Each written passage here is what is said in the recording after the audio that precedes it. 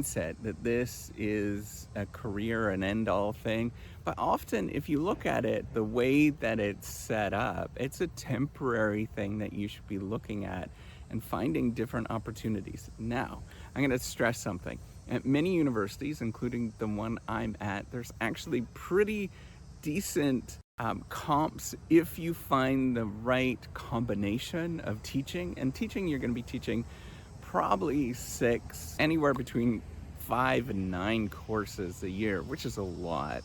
And it's quite overwhelming. And then you might have some administrative duties at those particular institutions if you want to sort of meet a comparable market wage that you need to secure a family, to do well as an individual. I want everybody to sort of think about that. That's the ultimate goal, right? Is to do well as an individual and to be happy at what you're doing. So there's many people that actually do find it stimulating to have that particular career, but there's many people that find it challenging as well. So if you are in that moment that you are finding it challenging, what I would love for you to do is continuously be searching for opportunities everywhere, right? I want you to be assessing. I mean, almost everybody does this, but nobody tells us in public. We're all kind of looking for, where's an opportunity here, an opportunity there. I'm going to be very open. I sometimes peruse what the opportunities are in industry, for example, right? You kind of look at them and see, is there a comparable thing that you can actually find, right? And it's easy to do these things up, right? You might actually look on LinkedIn, for example. There's all sorts of stuff that you can find on LinkedIn. And, you might actually just be communicating with friends and how to actually navigate this. So every community around the world is dying for people that are talented. And finding talent is a hard thing to do.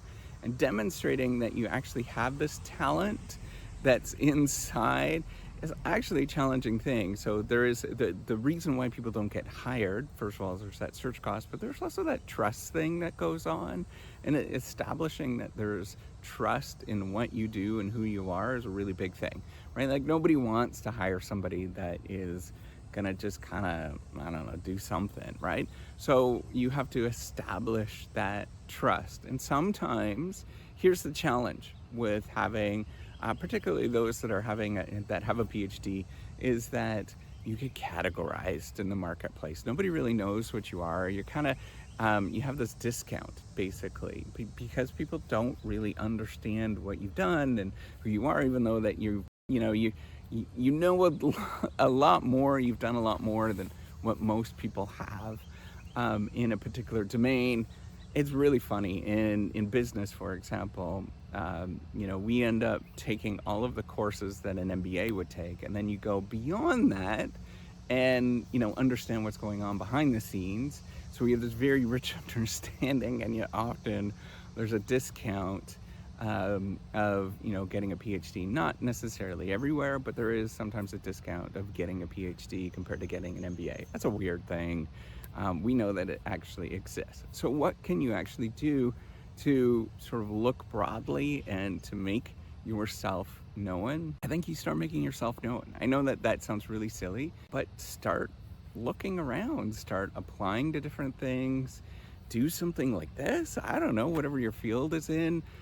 Maybe you're in creative writing, be the creative writing person. It might take a long time that this might actually works out for you, but hell, I'd rather have something take a long time and work out for you than sort of sitting at the sidelines. I think, we have to be creative.